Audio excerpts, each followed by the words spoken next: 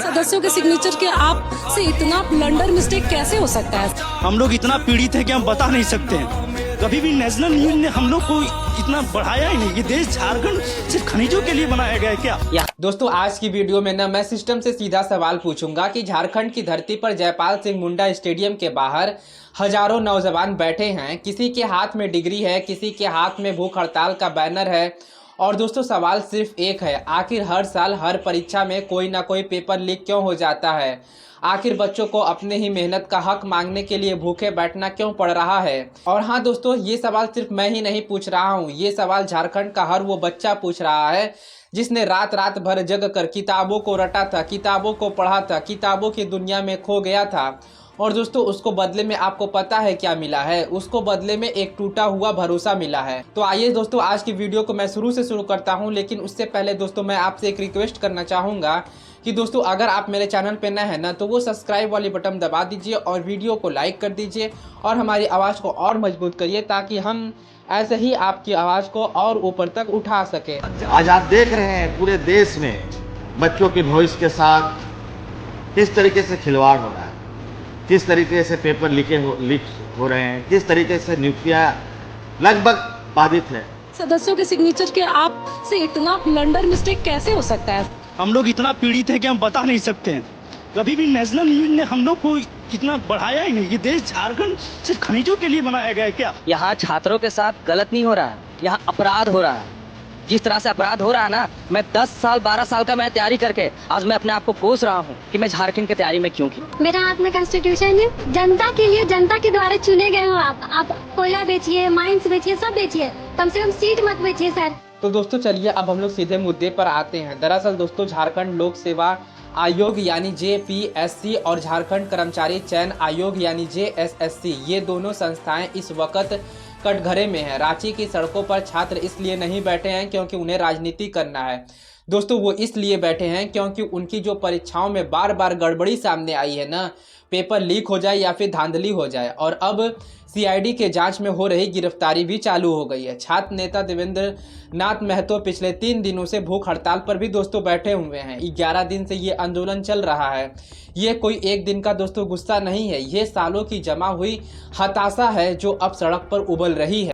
कि जब टूटने लगे हौसला तो याद रखना, जब टूटने लगे हौसला तो भैया याद रखना, बिना मेहनत के हासिल तक तो ताज नहीं होते, ढूंढ लेते हैं अंधेरों में भी मंजिल अपनी, क्योंकि जुगनू कभी रोशनी के मोहताज नहीं होते। दोस्तों अब मेरा यहाँ पर पहला सवाल ये है कि जब आयोग को पता है कि उसकी हर परीक्षा पर सवाल उठते हैं तो फिर हर बार वही गलतियां क्यों दोहराई जाती है? और मेरा यहाँ पे दोस्तों दूसरा सवाल ये भी है कि जिस कंपनी यानी TSR डेटा प्रोसेसिंग यानी TDPL को झारखंड कर्मचारी चयन आयोग यानी JSSC ने पहले ही ब्लॉकलिस्ट कर दिया है क्योंकि वह सितंबर 2024 की एक बड़ी परीक्षा कराने के करार से बीच में ही पीछे हट गई थी। को दोबारा JPSC परीक्षा कराने का ठेका दे दिया गया है, यानी कहें तो टेंडर दे दिया गया है।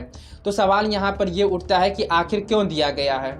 अब दोस्तों यहाँ पर मेरा तीसरा सवाल यहाँ पर यह है कि आयोग के चेयरमैन और सदस्यों की नियुक्ति किस आधार पर होती है? क्या ये सिर्फ सिफारिश का खेल होता है? ये सवाल कोई नया सवाल नहीं है। और दोस्तों मैं यहाँ पर आपको एक और बात बताऊं कि साल 2025 में भी झारखंड लोक सेवा आयोग ने भी एक परीक्षा की विज्ञापन निकाला था और उस परीक्षा को पूरा होने में 4 साल से ज़्यादा लग चुके हैं।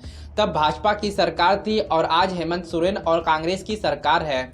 सरकार बदल चुकी है, चेहरे बदल चुके हैं, मगर आयोग का तरीका नहीं बदला है। मतलब जो भाजपा सरकार में आयोग का काम करने का तरीका था वही हेमंत सोरेन और कांग्रेस के सरकार, मतलब ये दोनों गठबंधन की सरकार में भी वही तरीका है। दोस्तों अब हम लोग बात कर लेते हैं इस बार के घोटाले की जो परत दर परत खुलता जा रहा है। राज्य की CID टीम ने रांची, पालुमा, हाजीबाग, बोकारो और धनबाद समेत कई जिलों में छापेमारी करके अब तक 11 लोगों को गिरफ्तार कर ली है।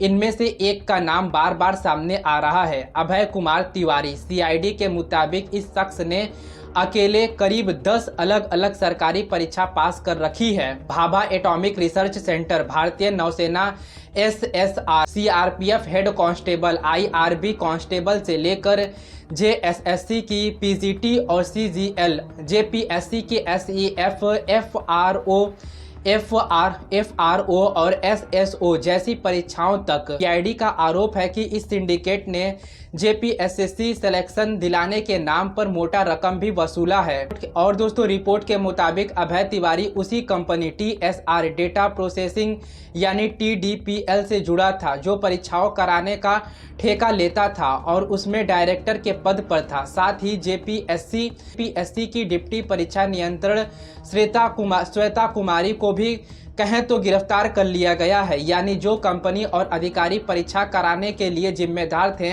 वही अब परीक्षा में धांधली के आरोप के घेरे में भी हैं। और दोस्तों यहाँ पर मैं आपको ये भी बता दूं कि ये सिर्फ धांधली नहीं है, ये पूरे सिस्टम पर सवालिया निशाना भी दोस्तों है। एक और नाम है सुमन सौरभ का, जिस पर आरोप है कि उसने परीक्षा पास करा ली, लेकिन जब असली OMR सीट सामने आई न तो उसमें सिर्फ 48 नंबर निकले। हालांकि इस दावे की पुष्टि आधिकारिक रिपोर्ट से अभी नहीं हो पाई है। सवाल उठ रहा है कि मेरिट लिस्ट जारी करने में देरी क्यों हो गई थी, क्या इसीलिए ताकि ऐसी गड़बड़ियों को छिपाया जा सके।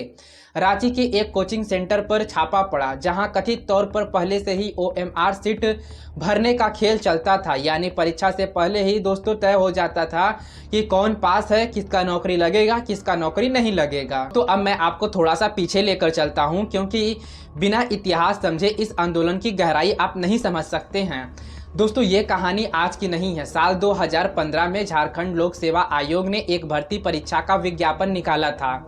उस वक्त वादा था कि परीक्षा भी जल्द होगी, नतीजा भी जल्द आएगा, लेकिन हकीकत ये रही कि 6000 छात्रों के प्रीलिज्म का नतीजा आने में 2 साल लग गए। मेंस परीक्षा की तारीख आई तो 2 बार रद्द हो गई। 3 साल में सिर्फ प्रीलिज्म हो पाया है और 4 साल में भी मेंस परीक्षा पूरी नहीं हो पाई है। उस वक्त राज्य में भाजपा की सरकार थी। और फिर दोस्तों आया 2019, तब भी यही आयोग सुर्खियों में था, यही धांधली के आरोप थे। और आज 2026 में वही कहानी एक बार फिर से दोहराई जा रही है। बस चेहरे बदल गए हैं, सरकार बदल गई है, मगर आयोग का जो पुराना वाला रवैया है वो पुराना वाला ही है। इस आंदोलन की शुरुआत भी अचानक नहीं हुई है दोस्तों। इस बार 4 जुलाई को छात्रों ने पहली बार JPSC दफ्तर के बाहर प्रदर्शन किया था।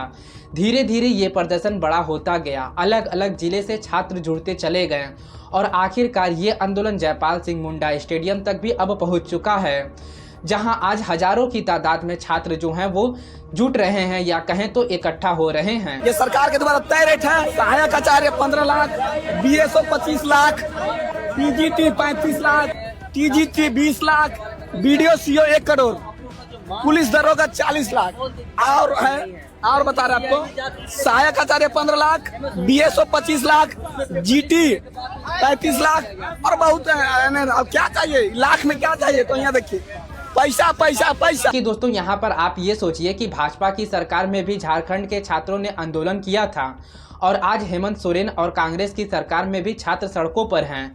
सरकार बदलती रही है, पार्टियां बदलती रही है, लेकिन आयोग की चरित्र नहीं बदला है। यही वो बात है जो छात्रों को गुस्सा को जायज भी ठहराता है, क्योंकि ये किसी एक सरकार पर हमला नहीं है दोस्तों, बल्कि पूरे सिस्टम पर सवाल है। दोस्तों अब जरा नजर हम लोग पूरे देश पर डालते हैं, क्योंकि परीक्षा में धांधली की बीमारी सिर्फ झारखंड तक ही सीमित नहीं है। मध्य प्रदेश में व्यापक घोटाला देश भूला नहीं है। एक ऐसा घोटाला जिसमें डॉक्टर बनने से लेकर सरकारी नौकरी पाने तक हर जगह पैसा और सिफारिश का खेल चलता रहा है। सोचिए जो लोग बैकडोर से डॉक्टर बने आज उनके क्लिनिक चल रहे हैं, अस्पताल खुले हैं और आम मरीज को पता भी नहीं होगा कि जिस डॉक्टर के पास वो इलाज कराने गया है उसकी डिग्री की बुनियाद ही खोखली है। दोस्तों अभी हाल ही में गुजरात से भी बड़ी खबर आई है। वहाँ आयुर्वेदिक विश्वविद्यालय में 3rd ईयर की परीक्षा का पेपर लीक हो गया और ये सिर्फ एक कॉलेज तक सीमित नहीं रहा, पूरे राज्य के कॉलेज में एक साथ पेपर लीक हुआ है। परीक्षा अगस्त तक चलती है और अभी तक ये कहना मुश्किल है कि आगे और कितने पेपर लीक होंगे।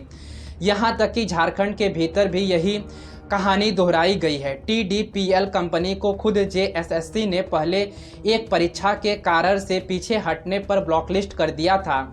इसके बावजूद उसी कंपनी को JPSC की परीक्षा कराने का जिम्मा मिल गया। यानी अपने ही राज्य की एक संस्था जिस कंपनी को पर भरोसा नहीं करती है, वही कंपनी दूसरे संस्था के जरिए लाखों बच्चे के भविष्य से जुड़े फैसले करने लगती है। सवाल उठता है कि क्या राज्य सरकार के भीतर ही अलग अलग आयोग के बीच कोई तालमेल नहीं है? क्या एक जगह ब्लॉकलिस्ट हुई कंपनी की जानकारी दूसरे संस्था तक पहुंच भी पाई है या नहीं पहुंच पाई है, और अगर पहुंची है तो फिर टेंडर कैसे मिल गया भाई, इसका जवाब कौन देगा भैया। मगर दोस्तों पैटर्न हर जगह एक जैसा रहता है। परीक्षा होती है, धांधली सामने आती है, छात्र सड़क पर उतरते हैं, कुछ गिरफ्तारियां होती है, कुछ दिन मीडिया में शोर मचा रहता है और फिर धीरे धीरे सब कुछ ठंडा पड़ जाता है अगली परीक्षा और अगली धांधली तक। दोस्तों यही वजह है कि झारखंड के छात्र की मांग सिर्फ एक परीक्षा रद्द करने की नहीं है। वो चाहते हैं कि पूरा सिस्टम बदले ताकि ये कहानी बार बार ना दोहराई जाए। और यही मांग उन्हीं सिर्फ झारखंड का नहीं है बल्कि पूरे देश के हर उस राज्य के छात्रों का है, साथ बना देता है जिसने कभी ना कभी पेपर लीक का दर्द झेला है, चाहे वो फिर बिहार हो, चाहे वो फिर राजस्थान हो या यूपी हो या गुजरात हो। अब दोस्तों आप लोग ये भी जान लीजिए कि आखिरकार छात्र क्या मांग रहे हैं, और ईमानदारी से कहूँ तो हर मांग वाजिब लगती है हमें। दोस्तों इनकी पहली मांग है पिछले 7 सालों की सभी परीक्षाओं को दोबारा जांच हो। दूसरी मांग इनकी ये है कि इस साल की परीक्षा रद्द की जाए। तीसरी मांग यहाँ पर यह है कि TDPL जैसी ब्लैकलिस्ट कंपनियों से आगे कोई परीक्षा ना कराई जाए। चौथी मांग यहाँ पर यह है कि आयोग के चेयरमैन और सदस्यों की नियुक्ति में पारदर्शिता लाई जाए। पांचवी मांग यहाँ पर यह है कि दोषियों पर CBI और ED जांच बैठाई जाए और मामला फास्ट ट्रैक कोर्ट में चले। यो कोई अव्यवहारिक मांग नहीं है दोस्तों, ये उतनी ही सीधी है जितना सीधा एक छात्र का सवाल होता है। मेरी मेहनत का हक मुझे मिलना चाहिए।